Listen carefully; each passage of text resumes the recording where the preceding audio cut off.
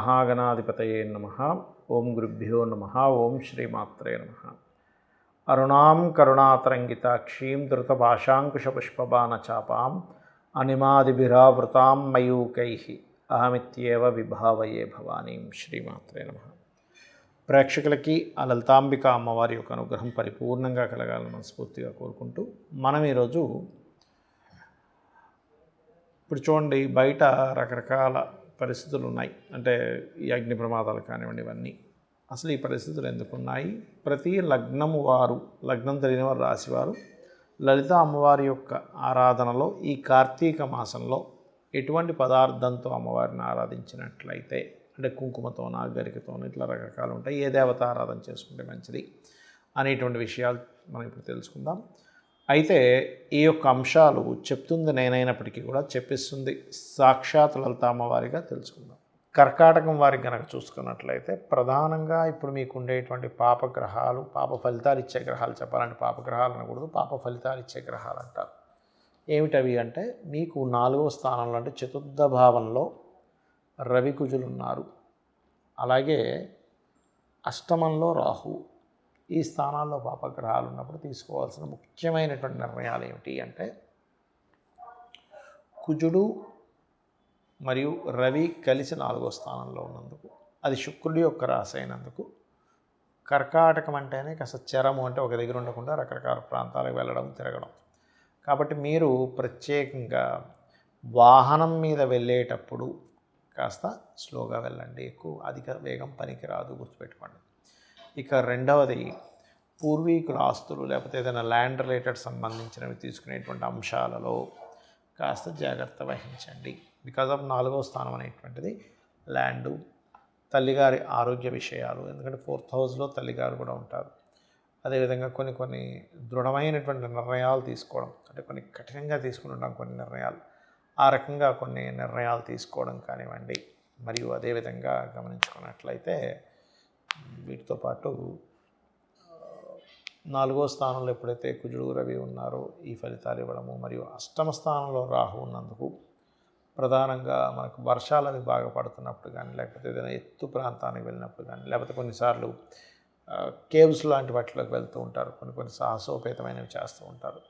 అటువంటివి చేసేటప్పుడు కాస్త జాగ్రత్తగా ఉండాలి, గుర్తుపెట్టుకోండి.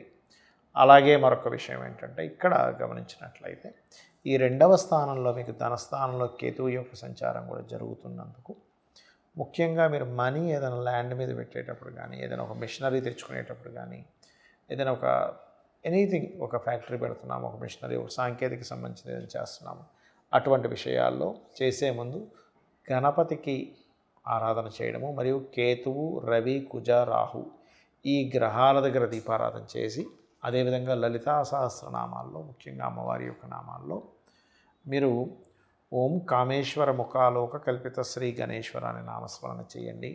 గరికతో గణపతిని ఆరాధించండి, అన్ని విధాలు బాగుంటుంది. చాలామంది నన్ను అడుగుతున్న అంశం ఏమిటంటే, అసలు జన్మజాతకము ఏ వయసులో చూపించుకోవాలి? కొంతమంది 4 ఏళ్ళకి అంటున్నారు, కొంతమంది 8 ఏళ్ళకి అంటున్నారు, కొంతమంది 12 ఏళ్ళకి అంటున్నారు. అసలు ఏ వయసులో చూపించుకోవాలి? జాతకం ద్వారా మనం ఏం తెలుసుకోవచ్చు అని అడుగుతూ ఉన్నారు. ఇక్కడ ప్రధానంగా ఏంటంటే, మీరు ఒకటే గుర్తుపెట్టుకోండి, పుట్టినప్పటి నుంచి చూడవచ్చు. కాకపోతే ఎందుకు కొంతమంది చూడరంటే, బాలారిష్టాలు ఉంటాయి కదా, ఆ బాలారిష్టాల యొక్క ప్రభావం మనం చెప్పినటువంటి జ్యోతిష్కుడికి ఎఫెక్ట్ ఉంటుంది. కాబట్టి మరలా సరిగ్గా గాయత్రి చేయకపోతే, నిత్యదేవత ఆరాధన లేకపోతే అనుష్ఠానం చేయకపోతే అది ఎఫెక్ట్ వస్తుందని చెప్పరు చాలామంది. కానీ నిత్యానుష్ఠానం ఉండి, నిత్యం గాయత్రి చేసుకునే అలవాటు ఉండి, నిత్యం హోమం అలవాటు ఉన్నట్లయితే ఏ ఇబ్బంది ఉండదు జ్యోతిష్కుడికి కానీ, వాస్తు పండితుడికి కానీ. అయితే ఇక్కడ మనం ఈ పుట్టినప్పటి నుంచి అసలు ఏం చూసుకోవాలి, పుట్టిన జాతకుడు జీవుడిది ఏం చూసుకోవాలంటే, చిన్నపిల్లలు చెప్పలేరు, వాళ్ళకు ఉండే హెల్త్ ఇష్యూస్, ఏడుస్తూ ఉంటారు, కడుపు నొప్పి వస్తూ ఉంటుంది, డాక్టర్ గారు కూడా వాళ్ళకి చెప్తేనే కదా ఎన్నెన్నో చేయాలి. అలాంటప్పుడు వాళ్ళకి కనుక పుట్టుకతోనే హెల్త్ ఇష్యూ టైం నడుస్తున్నప్పుడు ఏ గ్రహాలు అయితే ఆ హెల్త్ రిలేటెడ్ ఇష్యూస్ ఇస్తున్నాయో ఆ గ్రహాలకి దానం చేయడం ద్వారా కూడా వాళ్ళకి లోపల బాధపడుతూ వాళ్ళు చెప్పుకోలేక ఏడుస్తున్నటువంటిది. లేదా కొన్నిసార్లు ఏమవుతుందంటే, చిన్నపిల్లలకి గాలి ధూళి తొందరగా తగులుతూ ఉంటుంది. అందుకే మన వాళ్ళు ఏం చేస్తారు, ఇంటికి లోపలికి వచ్చే ముందు కాలు కడుక్కొని రండి చిన్నపిల్లలు ఉన్నప్పుడు. లేకపోతే బయట మనకి తెలంగాణ సైడ్ అయితే ఒక చీపురు లాంటిది కానీ, ఒక ఎనప రాడ్ లాంటిది కానీ అడ్డం పెడతారు. తలుపుకి మీరు గమనించండి. ఎందుకంటే గాలి సోకుతూ ఉంటుంది. అలాంటివి రాకుండా ఉండడానికి కూడా మన వాళ్ళ ఇంట్లో సాంబ్రాణి వేయడం ఇటువంటివి చేస్తూ ఉంటారు, గుర్తుపెట్టుకోండి.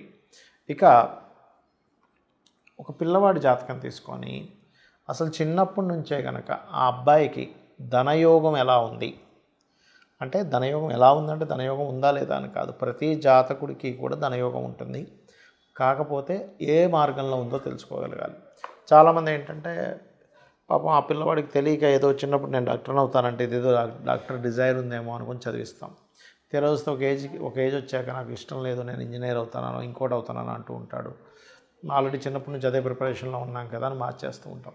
దీనివల్ల ఏంటంటే వాళ్ళకి ఎందులో అయితే యోగం ఉందో, నిజంగా డాక్టర్లో యోగం ఉంది అంటే సూర్యభగవానుడు ధనయోగాన్ని ఇస్తున్నాడు, అప్పుడు మీరు సూర్యుడు కానీ చంద్రుడు కానీ ఇచ్చేటప్పుడు ఫార్మా కానీ డాక్టర్ రిలేటెడ్ కానీ బాగుంటుంది. అలా కాకుండా శుక్రుడు ఇస్తున్నాడు ఇంజనీరింగ్, కుజుడు ఇస్తున్నాడు మిలిటరీ, ఆర్మీ, లేకపోతే ఏదైనా మిషనరీ రిలేటెడ్ ఫ్యాక్టరీస్ పెట్టుకోవడం. ఇలా ఒక్కొక్క గ్రహాన్ని బట్టి మనకి ఏది ధనయోగం ఇస్తుంది, ఏది విద్యాయోగాన్ని బాగా ఇస్తుంది. చిన్నప్పుడు పిల్లలు చదవకపోతే మనం చిరాకు పడుతూ ఉంటాం, బాగా తెలివితేటలు ఉన్నాయండి కానీ ఎందుకు చదవట్లేదు. విద్యా సంబంధించిన విషయంలో నెగేట్ చేసేటువంటి మహాదశలు నడుస్తాయి. ఈ రకంగా జాతచక్రాన్ని చూసుకొని దానికి ఏ దానం ఇవ్వాలి, ఎటువంటి పరిహారాలు చేసుకోవాలి అనేటువంటిది కూడా చేసుకోవచ్చు. అలాగే మరొక విషయం ఏంటంటే ఇక్కడ ఈ యొక్క ఈ గ్రహాలకి సంబంధించినటువంటి అంశంలో ప్రధానంగా మీరు అర్థం చేసుకోవాల్సిన అంశం ఏంటంటే, ఇది ప్రతి దగ్గర కూడా మనం పూర్వజన్మలో చేసుకున్న కర్మ ఆధారంగా వస్తుంది. అంటే కానీ గ్రహానికి మనం మీద ఎటువంటి కోపం కానీ ద్వేషం కానీ ఏమీ ఉండదు. మనం పాస్ట్ లైఫ్లో ఏ కర్మ చేసామో, విద్యా సంబంధించిన విషయంలో ఇబ్బంది ఇచ్చామో, ఈ సమయంలో విద్యా విషయంలో ఇబ్బంది ఉంటుంది. ఇదే రకంగా వాళ్ళు ధనము, విద్య, అసలు వీళ్ళ పేరు మీద ఏ డైరెక్షన్లో ప్రాపర్టీ కొనుక్కుంటే బాగుంటుంది చక్కగా, అలాగే వివాహం ఎప్పుడు చేసుకుంటే మంచిది, అదేవిధంగా ఏదైనా ఇన్వెస్ట్మెంట్ చేసేటప్పుడు ఎప్పుడు చేయాలి, అసలు ఉద్యోగం ఇక్కడుందా విదేశాల్లో ఉందా, ఇక్కడ ఉన్నట్లయితే ఇక్కడ మరలా ఈ ఉద్యోగం విషయంలో ఓన్లీ ఉద్యోగమైనా వ్యాపారం కూడా చేసే యోగం ఉందా, ఒకవేళ వ్యాపారం చేయాలనుకుంటే ఎందులోకి వెళ్తే బాగుంటుంది అనేటువంటి జ్యోతిషశాస్త్రంలో చాలా స్పష్టంగా ఉంటుంది.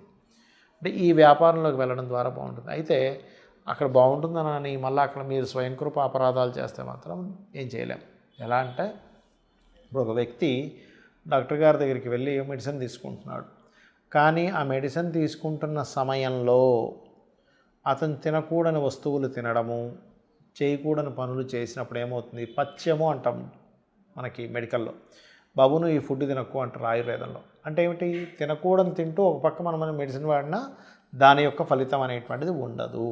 కాబట్టి ఎప్పుడైనా ఒక మెడిసిన్ తీసుకునేటప్పుడు తినే ఆహారంలో కూడా మనం ఎలా జాగ్రత్తలు తీసుకుంటాము, ఒక మంత్రం చేస్తున్నాము, లేకపోతే ఒక లైన్లో మీకు ధనయోగం ఉందని ఉంది, కానీ అందులో ఉంటూ మరలా ఇంకొక వైపు కనుక మీరు డైవర్ట్ అవ్వడం, ఇంకోటి ఏవో పిచ్చి పనులు చేయడం చేస్తూ ఉంటే అక్కడ వచ్చేటువంటి ఫలితం ఏదైతే ఉంటుందో మనం చేసేటువంటి కర్మల వల్ల అది మరలా మారిపోతూ ఉంటుంది. ఎలా అంటే ఇప్పుడు చూడండి, సూర్య ఆరాధన చేస్తారు కొంతమంది. సూర్య ఆరాధన చేసేవాళ్ళు కొన్ని నియమాలు పాటించాలి. ఆదివారం రోజు శ్రీతైల మధుమాంసాన్ని త్వచతే అంటారు. అంటే స్త్రీని కలవకూడదు, మాంసము మధువు తీసుకోకూడదు, మరియు అదేవిధంగా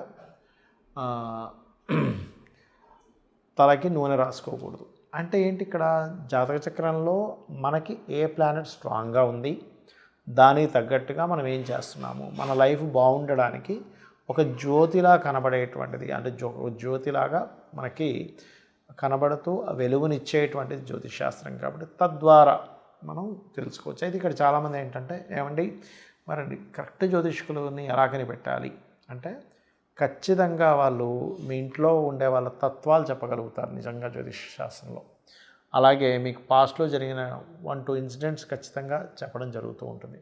మీ యొక్క తత్వం, మీ ఇంట్లో వాళ్ళు ఉండే తత్వం, మదర్, ఫాదర్, పిల్లల దగ్గర నుంచి, అదేవిధంగా మీ భార్య, మీకు ఒకవేళ పెళ్ళైతే భార్య లేక భర్త యొక్క తత్వం తెలుస్తుంది, మ్యాచ్ అవుతుంది. ఒకవేళ మ్యాచ్ కానట్లయితే ఎక్కడైనా లగ్న సంధి పడిందేమో కూడా చెక్ చేసుకుంటారు. సో ఒకటే గుర్తుపెట్టుకోండి, మీ జాతకం ఎలా ఉన్నా ఒకటే, అమ్మవారిని గట్టిగా పట్టుకొని, అంటే అమ్మవారి యొక్క ఆరాధన చేస్తూ ప్రతిదీ కూడా అమ్మవారికి సమర్పిస్తూ మీ యొక్క జీవితాన్ని గడపండి. ఖచ్చితంగా ఆనందమయంగా ఉంటుంది మీ యొక్క జీవితం. శ్రీమాత్రే నమః.